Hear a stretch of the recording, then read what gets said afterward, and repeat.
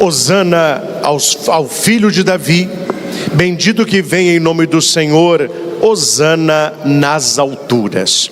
Queridos irmãos e irmãs, aqui no nosso santuário, você que celebra conosco aí da sua casa, certamente tantas pessoas vão ouvir esta pregação depois que ela foi aqui realizada.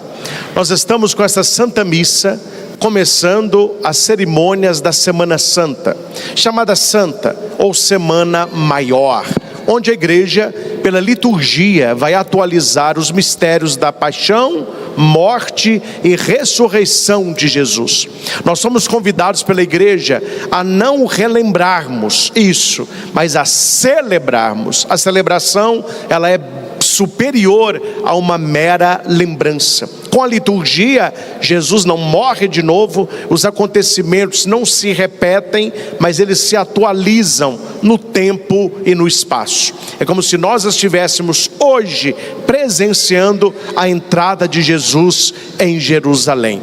Queremos, nesta Santa Missa, fazer esse percurso entre esses dois temas que se misturam numa cerimônia só. Na parte inicial da missa, nós temos alegria, a entrada triunfal de Jesus, procissão na rua, ramos, cânticos alegres. A hora que nós entramos na liturgia da palavra, se anuncia a paixão. Por isso que se diz, domingo de ramos e da paixão do Senhor. E a igreja, como mestra e como sábia, ela não deixa este evangelho só para a sexta-feira. Na mesma missa, ela vai nos lembrar por que Jesus entrou na Terra Santa. Aquela festa inicial não era uma festa interior, era apenas gestos exteriores, era apenas seguindo a cabeça de outros, como foi também na sexta-feira. Jesus, ele entra em Jerusalém não para reinar, como Pilatos, como Herodes, mas para morrer. O seu reinado será diferente, a sua coroa será de espinhos, o seu manto de púrpura e sangue, o seu trono a cruz. Será zombado, ridicularizado, blasfemado, mas ele leva até o fim, até o cabo, a sua missão redentora. Nós teremos esta semana várias reflexões, várias pregações que vão nos conduzindo ao ápice, que é a grande vigília pascal do sábado, que vem em seguida das cerimônias festivas do domingo pascal. Quero reservar um estudo mais apurado do texto na missa da noite. Nesta missa da manhã, este ano, eu preparei algo um pouco diferente, que não fala apenas do significado da entrada de Jesus lá, mas o significado desta entrada para nós hoje, porque senão fica apenas no gesto de acompanhar os figurantes com os raminhos nas mãos, acaba-se a missa, volta-se à vida normal. Isso não pode acontecer. Não sei se os senhores já tiveram a curiosidade de ler o evangelho da entrada de Jesus em Jerusalém até o fim, de prolongar a leitura na sua escritura. O final é simplesmente trágico. É trágico, porque a leitura vai dizer que Jesus entrou em Jerusalém, toda a cidade ficou empavorosa, ramos, tapetes, gritos, multidão. Tá bom, faz parte, mas como que acabou isso? Jesus, ele entra em Jerusalém, na visão de alguns, como um grande político, para derrubar Pilatos e libertar Jerusalém do Império Romano. E não é isso que acontece. Ele não vem num grande cavalo, ele vem numa jumentinha, para se cumprir uma profecia que se dizia que o Messias viria na jumenta. Estenderam ramos, colocaram um tapete.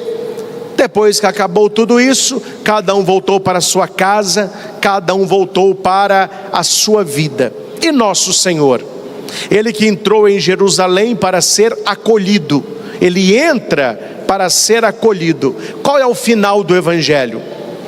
No fim do dia, Jesus sai de Jerusalém. e ele vai para Betânia, a casa dos seus amigos, Maria, Marta e Lázaro. O que eu entendo com o final deste evangelho? De que toda aquela festa não era do coração, era apenas para cumprir ali o auê da turba. Não houve uma casa sequer para receber nosso Senhor. E aqui se repete: Jesus, quando estava em Belém, não houve hospedaria para ele, nem para Nossa Senhora e São José. Ele entra agora em Jerusalém, não houve uma casa que o recebesse, e ele teve então que ir para a casa dos seus amigos, e ele vai passar lá à noite, conversando, ceando, interagindo com amigos, Maria, Marta e Lázaro. Nós precisamos, meus irmãos, como Jesus, ter casas de amigos, não de conhecidos, não de multidão. A multidão, ela muda de lado com muita facilidade. Infeliz daquele que vive por causa de multidão. Infeliz daquele que vive para agradar a todos. Ele termina desagradado e não agrada a ninguém. Aquela multidão que com os ramos vão gritar: Hosana, bendito que vem, é que vão trocá-lo por Barrabás dentro de poucos dias. Não houve uma casa para acolhê-lo, não houve conversão quem continuasse, não houve quem permanecesse. São textos, meus irmãos, difíceis, trágicos, porque nos revelam a superficialidade dos relacionamentos humanos, a superficialidade de muitos quando a questão é fé. Muda-se com muita facilidade. No domingo hosana, na sexta crucificam. No domingo missa, na sexta já é balada, já é pecado, etc. Troca-se com muita facilidade, abandona-se com muita facilidade. Esses ramos que os senhores estiveram nas mãos, os que ficam na igreja, serão amarrados e guardados. Ano que vem, na quarta-feira de cinzas, eles serão queimados, peneirados, e é esta cinza desses ramos que vamos passar na nossa fronte, lembrando um chamado à conversão. Por que os fiéis trazem os ramos e por que vocês vão levá-los para casa? Para os antigos, pessoal mais de comunidade rural, eles guardavam os raminhos, eles iam secar. Quando tinha uma grande tempestade, eles colocavam fogo no raminho. Aquela fumacinha era para acalmar a tempestade. Tá bom, isso é religiosidade popular, é a fé do povo mais simples. Mas por que nós levamos os ramos? A igreja assim nos ensina que nós devemos levar o ramo para casa e colocá-lo num local de destaque, ou no pé de uma cruz, ou no canto de uma parede, e você verá durante esta semana o que vai acontecer com o ramo. Ele vai perdendo a cor, ele vai perdendo esta vida aparente, e ele vai secando, ele vai murchando, daqui a pouco ele vai para o lixo. E São Crisóstomo diz para a igreja: olhai para este ramo que seca, é tua vida, se não te converteres, ó infiel. É um grande chamado à conversão, porque a nossa vida é esse raminho. A gente nasce verdinho, forte, cheio de vida. Vai chegar um dia que nós secaremos e que nós voltaremos a ser pó. Este ramo que nós balançamos nas procissões não é apenas um ramo, é a nossa vida, é a sua vida, é a sua história que está dizendo para o Senhor: contigo vida, sem a tua presença morte. Jesus já falou sobre isso, né? Um ramo que não fica fixado nele seca, morre e é queimado. Esta, meus irmãos, esta é a vida do ímpio. Este ramo que vai secar é o caminho daquele que não tem fé, que aproveita no auge da juventude, que aproveita os prazeres e ilusões do mundo, mas que a pessoa não vê que a cada dia é um dia a mais de vida. Glória a Deus por isso, mas é um dia a menos de vida. Um dia a mais vivido é um dia a menos para se viver.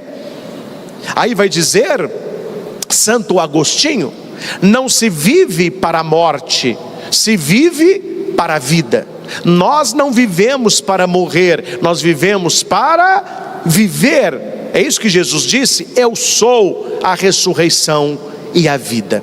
É neste contexto que nós iniciamos a nossa semana maior, olhando para o Cristo que entra, assumindo a verdade do Cristo que vem, mas assumindo a nossa verdade, a nossa contingência. Ele necessário, nós contingentes, podemos ou não, podemos ou não. Jesus, ele entra em Jerusalém e é aclamado com Hosana. Hosana é uma exultação para quando os reis vitoriosos voltavam das guerras. Todo rei que ia para uma batalha e ele vencia a guerra, ele era recebido com Hosana. Era uma exaltação de vitória, uma exaltação de glória. Agora, o Hosana tem a ver com uma outra palavra, ou com uma outra situação, que é o Getsemane, que Jesus vai para o Getsemane. E o que tinha no Getsemane? Oliveiras, azeitona. E o que significa a palavra Getsemane? Significa máquina de triturar azeitona, de amassar azeitona, para sair o óleo que é a primícia.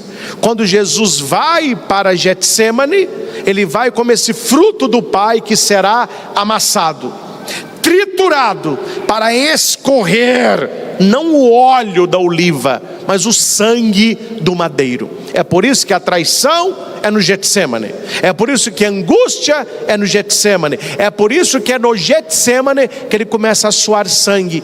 É na primeira colheita da azeitona que ela já começa a soltar o óleo mais puro. Então tudo envolve a paixão, tudo envolve a dor, tudo envolve a traição. A pergunta é, meus irmãos, se aquele povo gritou Hosana no domingo e crucifica-o na sexta, quem mudou? Jesus ou os corações? Quem foi que mudou? Porque Jesus que entrou não é Jesus que permaneceu. O Jesus que chegou no domingo não é o Jesus que estava durante a semana. Pelo contrário, nós veremos que o que mudou não foi nosso Senhor, foi o coração. O coração das pessoas mudaram. Folha de bananeira, para onde a turma toca, para onde a turma vai. É o famoso todo mundo, né? Mas todo mundo faz. Mas todo mundo fala. Mas todo mundo vai. Continua no todo mundo. Você vê onde você vai parar. Porque aquele todo mundo que estava no Hosana no domingo é o todo mundo que estava no crucifica-o na sexta. Todo mundo, vírgula, porque Maria permaneceu, São João permaneceu, Madalena permaneceu, a esposa de Maria de Cleofas, só para saber que vocês estão sintonizados. Permaneceram. Nós permanecemos. Tem gente, hoje em dia não existe mais, graças a Deus, mas eu lembro-me quando criança, lá em Itaúna, meu avô, seu Bismarck, barbeiro, comprava na quinta-feira santa uns traques, umas bombinhas. Para quê? Para a gente ir na sexta-feira da Paixão de manhã, lá na Praça da Matriz, doar as bombinhas para encher o Judas. Não sei se vocês conhecem a tradição mineira. Era um Judas feito de palha, cheio de bomba. Aí chamava malhar o Judas, ó. Aí como quem devia ser malhado era você, então a gente malha o Judas que, né? Então de manhã preparava o Judas. Meio-dia enforcava o Judas. Aí o Judas ficava pendurado numa árvore lá na praça. 3 horas era a ação litúrgica da morte de Jesus. Aí o pessoal ia para a igreja. Terminado a ação litúrgica, eles amarravam Judas numa carroça e saíam puxando Judas pela cidade. Tinha isso em Ouro Preto, Mariana, Tiradentes, tinha Itaúna, não sei o que, Divinópolis, e depois batia no Judas, e maiava o Judas. Hora que estava no fim do dia, o que eles faziam? Queimava o Judas. A meninada gostava. Aí punha fogo no Judas, ele estava cheio de bomba, ele aquele auê. E as pessoas voltavam para casa aliviadas, porque o traidor recebeu o que merecia. A igreja foi tirando isso, porque nós colocávamos no Judas a culpa que é nossa. Porque Judas foi apenas uma peça escolhida misteriosamente, também pela permissão de Deus, para que o mistério da redenção acontecesse. Mas o que levou Jesus à cruz não foi a traição de Judas, foi o meu e o seu pecado, foi a minha e a sua iniquidade. É isso que condenou Cristo. E o Judas era como se fosse uma cartaz: vamos colocar nele o nosso pecado, vamos malhar ele, porque ele que é o safado, ele que é o pecador, ele traiu nosso Senhor. Aí a igreja disse: vamos parar de malhar o Judas, e se você quer malhar alguém, peça as pessoas para malharem você. Aí, meu filho, a tradição desapareceu. Você não vê em lugar nenhum mais a malhação de Judas, porque as pessoas entenderam que não é Judas, somos nós, que não é a traição dele, é a nossa, que não é o pecado dele, é o nosso. É por isso que não foi Jesus quem mudou, foram as pessoas. Porque se Marta, Maria e Lázaro eram amigos e permaneceram amigos, Judas era amigo, mas não permaneceu amigo. Tanto que Judas não foi amigo de Jesus, mas Jesus, com aquela classe, disse para Judas que ele não era amigo de Jesus, mas que Jesus sempre foi amigo dele. Quando Judas vem beijá-lo, o que Jesus diz? Amigo, com um beijo traz o Filho do Homem. Quer dizer, você não foi meu amigo, mas eu sempre fui seu amigo. Você não tem nada de reclamar da minha amizade. Agora eu tenho umas observações da sua, mas Jesus o chama de amigo. E aqui para nós, né, meus irmãos, falemos as coisas para as pessoas entenderem. Não existe traição entre colegas, não existe traição entre conhecidos. A traição só acontece onde existe amor, onde existe confiança, onde existe amizade. Por isso que Raniero Cantalamessa, belíssimamente, vai dizer que ser amigo é ser vulnerável, ser amigo é ser fraco, porque os seus amigos vão conhecer as suas fraquezas, os seus amigos vão conhecer a sua intimidade. E nada mais fácil para destruir alguém do que um bom amigo. Quem traiu Jesus não foi um desconhecido, foi um amigo, amigo escolhido por ele, que teve os pés lavados por ele, que estava à mesa com ele, que o conhecia pelo nome. É aí que acontece o perigo da traição. Aqui, meus irmãos, eu gostaria rapidamente de levantar o problema e de conceder-lhes também a solução.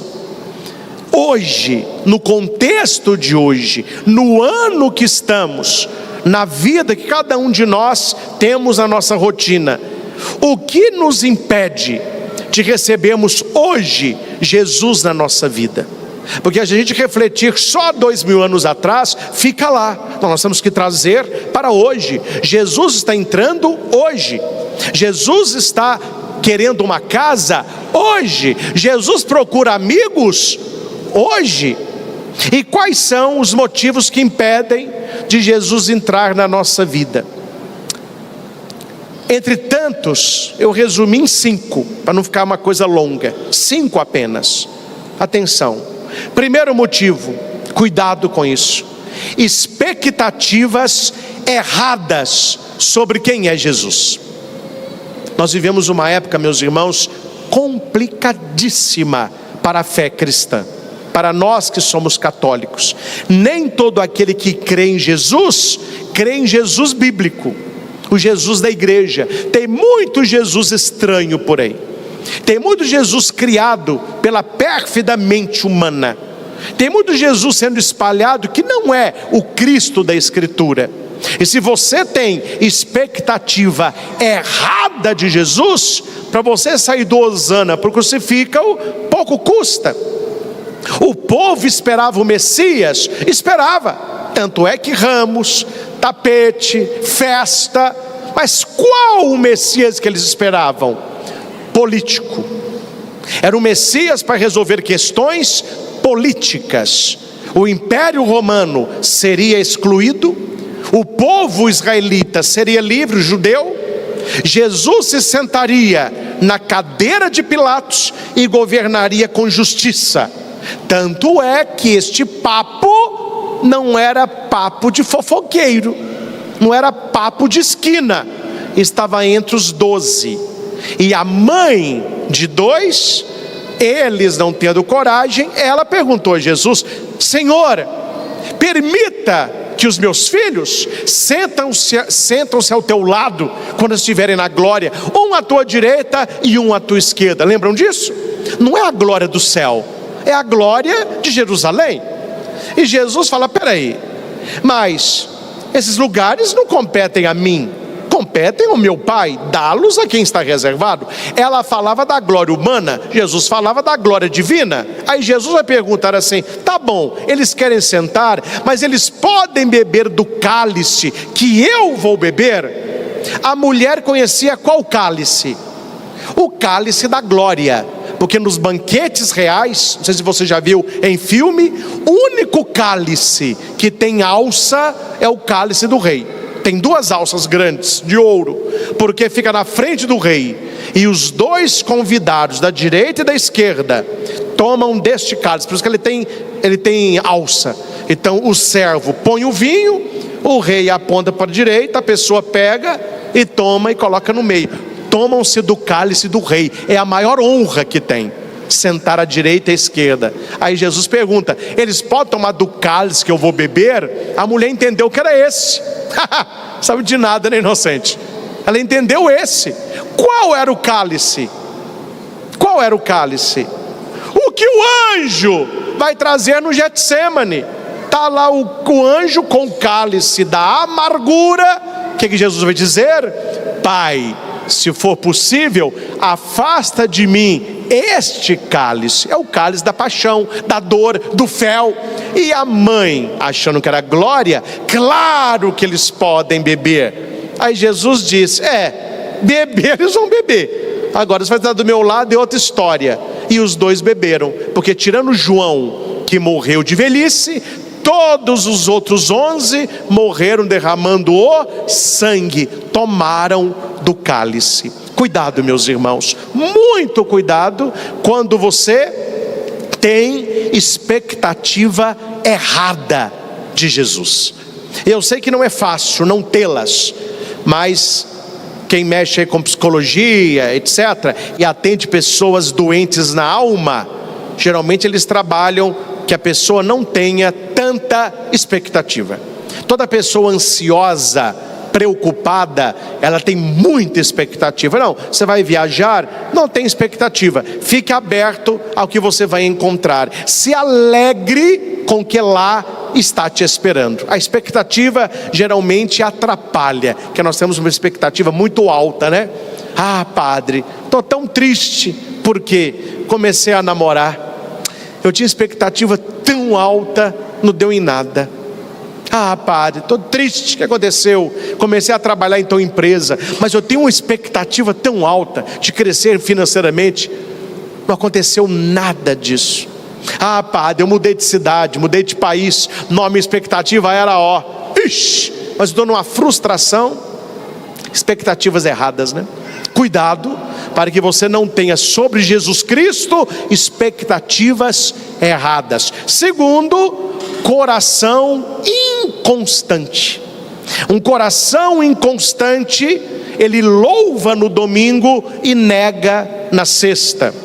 Mateus 15, 8: este povo me honra com os lábios, mas o seu coração está longe. Repita alto: fé de emoção. Fé de emoção Não sustenta a cruz. não sustenta a cruz. Cuidado, meus irmãos, se a sua fé for de emoção, você vai negar a cruz. E tem gente que me diz: ah, padre, eu fui à missa e não senti nada. Porque você estava anestesiada, não sentiu nada? Não, eu vi lá pessoas chorando, pessoa caindo, outros, e eu não senti nada. Eu falei: não tem problema, fé não é sentir, fé é saber. Uma fé de emoção não sustenta cruz. Quando vier o sofrimento, quando vier a dor, a pessoa abandona Jesus. Eu conheço assim de gente, que já esteve onde você está aí, rezando, comungando. Aconteceu na casa, na família ou na vida dela uma tristeza, ela se revolta contra Deus e não põe o pé na igreja mais. Coração inconstante. Terceiro, medo de perder algo. Os líderes rejeitaram Jesus porque eles vão falar em João 11:48: se o deixarmos assim, todos crerão nele e nós perderemos. Quando Jesus entra na nossa vida, ele vai exigir abandono de pecados e mudança de hábito. Abandono de pecado, mudança de hábito. Ah, não, então eu não vou recebê-lo, porque eu não sei o que ele vai pedir para mim, eu não sei o que eu tenho que abandonar, eu não sei o que eu tenho que mudar. Este medo também nos afasta de uma experiência íntima com Jesus. Quarto, cuidado com isso: influência da multidão. É o famoso todo mundo. Marcos 15:11: a multidão instigava e gritava: crucifica-o. Não dá tempo de eu explicar tudo aqui para os senhores, que é muita coisa, mas quando você estuda a Bíblia, e você vai estudar a paixão de nosso Senhor, o sinédrio, que era o poder religioso, porque Pilatos tinha um poder político, eles não podiam, o sinédrio, condenar Jesus à morte. Eles podiam flagelá-lo, prenderam, mas a morte só o Império Romano podia condenar. Por isso que eles vão levá-lo a Pilatos. E Pilatos vai dizer: mas vocês trouxeram ele para mim por quê? Eu sou judeu? Resolvam vocês aí. Aí eles vão dizer: mas nós não podemos condenar ninguém à morte. Aí Pilatos pergunta: mas que mal ele fez para que eu possa condená-lo à morte? Ah, ele se fez rei dos judeus. Eu não sou judeu. Não, mas ele foi contra César. Eles tentaram de todo modo crucificar o Senhor. E o que o sinédrio fez? Pegou a panelinha, sempre teve, viu? Não é de hoje não, sempre teve. Pegou a panelinha e falou com eles assim: olha, vocês vão lá para o pretório e fica um de cá, um de lá, 2 lá atrás, 3 de cá e 3 de cá. Quando Pilatos apresentar o bandido, eles não sabiam quem era, Pilatos que pega o pior de todos, né? Quando ele apresentar o bandido e eles perguntarem: o que vocês querem que faça com Barrabás? Vocês vão começar a gritar: solta, liberta, solta. E quando eles perguntarem de Jesus, vocês começam a gritar: crucificam. Olha a influência da multidão. Claro que os amigos de Jesus gritavam: solta, solta. Quem viu a Paixão de Cristo de Mel Gibson, você viu isso. João chorando: solta, Maria, solta. Mas a multidão, por influência dos outros, crucificam. Cuidado com a multidão, porque o ser humano gosta do efeito manada. Isso é uma teoria muito interessante. Na hora do perigo, entra na manada. Tem um estudo que diz o seguinte, só para vocês entenderem o que eles fizeram com Jesus. O que precisa para que as pessoas acreditem que existe um tigre no shopping? O que precisa para as pessoas fugirem de pânico? 3 pessoas que gritem que tem um tigre no shopping. Eles fizeram este teste em vários shoppings dos Estados Unidos. Com câmeras, passava uma pessoa gritando: um tigre, um tigre. Todo mundo fazia assim, e riam. Passava o segundo: tigre, tigre. O pessoal já ficava assim, Passava o terceiro: olha o tigre, gente. Todo mundo correndo para dentro das lojas, fechando porta. Só precisou de 3 pessoas. Isso se chama efeito manada. Eles condenaram Jesus porque eles sabiam: o ser humano segue grupo, o ser humano segue tendência, o ser humano segue maioria. Eu não estou entrando aqui em política, mas eu estou contando uma questão política, uma coisa que no meu ponto de vista não acrescenta nada nas eleições brasileiras. Divulgação de pesquisa. A pesquisa interessa unicamente ao candidato, não interessa a ninguém. Por que eles ficam divulgando pesquisa? Ó, esse aqui tem primeiro, ó, esse aqui tem primeiro. Porque o povo entra no efeito manada. Ah, eu vou perder meu voto? Eu vou votar naquele que está último, sendo que eu gosto? Não, eu vou votar no que vai ganhar, porque eu não vou perder meu voto. Política no Brasil está velho diz há anos, ó, porque eles sabem, o ser humano segue a turba, segue. Então começou, eles seguiram a multidão. No ano que nós estamos, você quer ser cristão de verdade? Você quer ser católico de verdade? Primeira coisa que você vai precisar: ir contra a maioria, não seguir multidão, não ficar aplaudindo ideologia, programas de audiência, mentalidade mundana. Nós precisamos ser os poucos, mas que permanecem contrário à onda. Não vá na onda, esteja com o Senhor.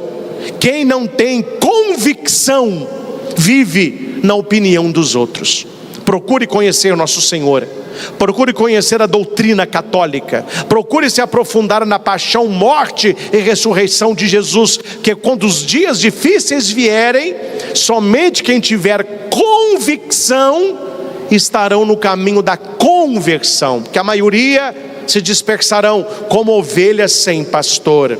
E por último, o quinto motivo que Jesus não entra na vida das pessoas é falta de intimidade com Ele. Uma coisa é eu falar assim: eu conheço fulano de tal. Você conhece? Conheço. Ele trabalha ali no supermercado da 1º de junho. Ah, tá bom. Mas ele mora onde? Eu não sei não. Ele gosta de quê? Não sei não.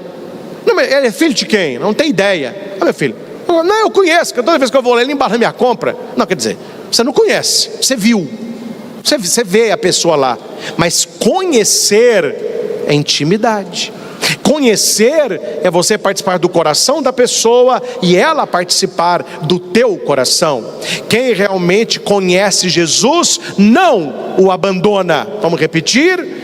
Quem realmente conhece Jesus não o abandona. Quem não reza não persevera. Quem não conhece abandona. Precisamos intensificar a nossa vida de oração. Precisamos encher o nosso coração com uma fé firme e não emocional. Uma fé firme. Aceitar nosso Senhor não como eu gostaria que Ele fosse, mas como Ele é. Aceitar o Jesus real e não o Jesus mental, criado pela nossa mente louca, desvairada. Assumir a realidade da revelação de nosso Senhor, permanecer com Cristo na cruz. Repita isso: permanecer com Cristo na cruz. Não basta estar com Jesus no domingo de Ramos, é preciso estar com Ele também na sexta da paixão e perseverar até o domingo pascal. Este é o itinerário que nós estamos iniciando hoje.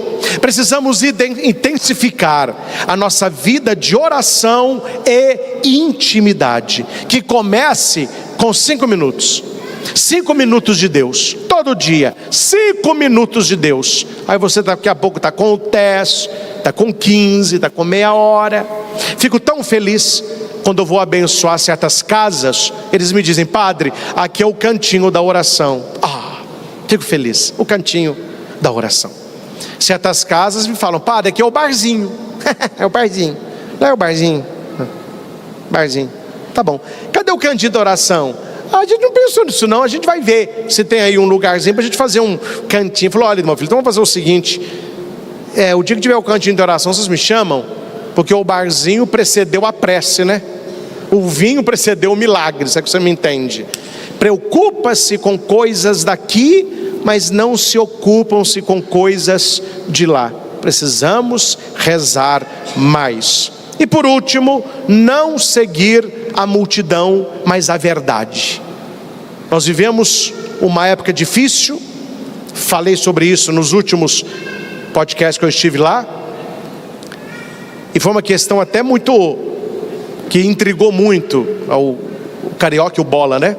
Depois no off eles conversavam comigo lá. Pá, de tudo que o senhor falou, a coisa mais interessante foi a briga conceitual. Nós vivemos hoje uma briga conceitual. Não vale a verdade, mas o conceito. E mudando-se o conceito, os senhores hão de concordar que não se muda a realidade. Isso aqui é granito, mármore, granito, né? Eu posso, a parte falou, não, isso aqui vocês estão discriminando ele, não pode falar mais isso que ele não quer. Ele quer que fale que a partir de hoje ele é de madeira. Então tá bom, não vamos contrariar, as pessoas não podem ser contrariadas. Então, todo mundo a partir de hoje, isso aqui é madeira, tá bom. Todo mundo vai falar que é madeira, se falar o contrário, aí tem uma fobia, né, no coração das pessoas. Mas aí a pergunta é, todos podem dizer que é madeira, pode dar certificado, pode fazer festa. O conceito mudou a essência e a verdade? Não muda, meus irmãos. Jesus, ele não é um conceito, ele é uma pessoa. E o que as pessoas querem fazer? Mudar o conceito de nosso Senhor. Na cabecinha oca desse povo, muda-se o conceito, muda-se a realidade. Estamos na onda dos Therions, não é? Teve um rapaz que disse para a mãe que é um coati. Ele comprou roupinha de coati, o rabinho de coati, e fica andando dentro do quarto igual um coatizinho. Coitada dessa família, né? E a mãe, para não contrariar, para não arrumar problema, deixa o coati na vida dele lá. Só que todo mundo está olhando, e o que as pessoas veem? Um jovem que não está bem e que quer imitar um coati, mas para não contrariar, porque ele se autodenomina coati, então a partir de hoje você é um coati. Mudou-se o conceito dele, ele não é mais um menininho, ele é um coati. Mas a pergunta que fica é essa que eles não tocam: o conceito mudado muda a realidade? Não, meus irmãos, é o mundo que nós estamos. Briga-se por conceito. Veja as brigas da internet, as fobias que estão na internet, essa sociedade doida. Eles brigam não pela realidade, eles brigam pelo conceito. Na cabeça deles, o conceito equivale à realidade. E na filosofia nunca foi. Na obra criadora de Deus nunca foi. Tanto que Deus, ele ia criando a criação, ele ia dizendo, isso é isso, isso é aquilo. A definição não vem do ser humano, a definição vem de Deus. E o ser humano hoje falou, não, Deus não apita nada, quem define sou eu. É Raul Seixas da Mais Vivo, que é a palavra de nosso Senhor Jesus, né? Pessoas que são metamorfose ambulante. Cada dia, não, o meu conceito é esse. Meu filho, o seu conceito nunca mudou a realidade. Nunca mudou, não muda e não mudará. Mas a sociedade que gosta, então eles aceitam como se mudasse. Cuidado com multidão. Quero encerrar esta nossa primeira pregação da Semana Santa com um texto que estará num livro que eu lanço este ano pela Loyola, editora Loyola, que eu faço uma reflexão sobre a paixão de Cristo e a nossa, as dores dele e as nossas. Uma coisa que as pessoas vão gostar: as 7 palavras de Jesus na cruz e as 7 palavras para Jesus na cruz. Ele falou 7 vezes e nós temos 7 pessoas falando para ele 7 coisas. Vou fazer um livro bem bonito. E eu achei esse texto que lá está e quero encerrar compartilhando com os senhores, que tem a ver com tudo aquilo que eu estou aqui falando e dá uma boa margem para celebrarmos a Semana Maior. Jesus entra em Jerusalém e a cidade se agita. Ramos são erguidos mantos estendidos pelo caminho, vozes se levantam em coro: Hosana ao filho de Davi. É dia de festa, é dia de aplauso, é um dia em que muitas pessoas o reconhecem com os lábios, mas poucos o reconhecem no coração. Ele passa pelas ruas, olha os rostos, escuta os gritos, recebe as honras, mas ao cair da tarde, quando o barulho silencia e a multidão se dispersa, não há portas abertas, não há mesas preparadas, não há lugar onde repousa a cabeça. A cidade que o aclamou não o acolheu. E então Jesus parte, sai da cidade dos aplausos e caminha em direção a Betânia, a cidade da amizade. Não ande atrás de aplausos, ande atrás de amigos. Ali em Betânia não há multidão, não há grito, não há espetáculo, não há ramo, nem colcha, mas há amor. Na casa de Marta, Maria e Lázaro há um coração que acolhe, um silêncio que escuta, há intimidade que permanece. Jerusalém oferece festa, Betânia oferece lar. E talvez seja assim hoje. O mundo aplaude por um instante, celebra quando convém, ergue ramos enquanto tudo vai bem, mas quando chega a noite, quando o sacrifício se aproxima, quando o amor exige entrega, muitos se fecham, poucos acolhem.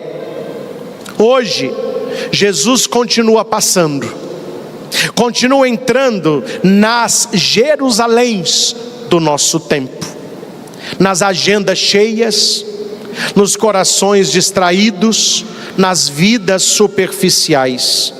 Muitos ainda dizem Hosana, mas não abrem a porta. Por isso ele continua procurando Betânias, casas simples, corações disponíveis, almas que não querem apenas aplaudir, mas querem permanecer. Que hoje, Senhor, a nossa casa não seja só rua de passagem, nem palco de aplausos vazios. Que a minha casa, que a sua casa, seja casa Betânia, lugar onde tu descansas, lugar onde és amado, lugar onde permaneces. Porque o mundo pode até te celebrar, mas somente nós que aqui estamos viemos para te acolher. O mundo pode até te celebrar, mas só nós que aqui estamos queremos te acolher. Que tenhamos, meus irmãos, na poderosa intercessão de Nossa Senhora, a Mãe das Dores, uma boa, uma fecunda e uma semana realmente santa. Louvado seja nosso Senhor Jesus Cristo, para sempre seja louvado. Vou apresentar para vocês, vem cá, o meu afilhadinho, aí mata o coração do Dinho, aí o Dinho não aguenta. Primeira vez que ele está sendo coroinha aqui com o Dinho, ele é lá de Itaúna, é coroinha na comunidade dele, e falou: mas eu quero ajudar uma missa com o meu Dinho. Eu falei: então você vai ajudar lá no sábado. Não era no sábado que você ia ajudar? A que você não ajudou? Porque eu tava de caganeira.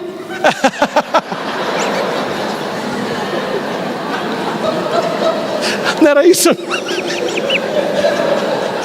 Dinho, que era? Era isso mesmo, tá certo, que as pessoas ficaram. Ele não pôde ajudar na primeira. Eu falei, não tem, criança, né, gente? Eu falei, não tem problema, você vai ajudar então no domingo de Ramos. Aí ele veio hoje, ó, ajudou o Dinho, carregou o raminho dele, ajudou no altar. O Dinho ficou muito feliz, viu? Você pode ajudar o Dinho outras vezes também.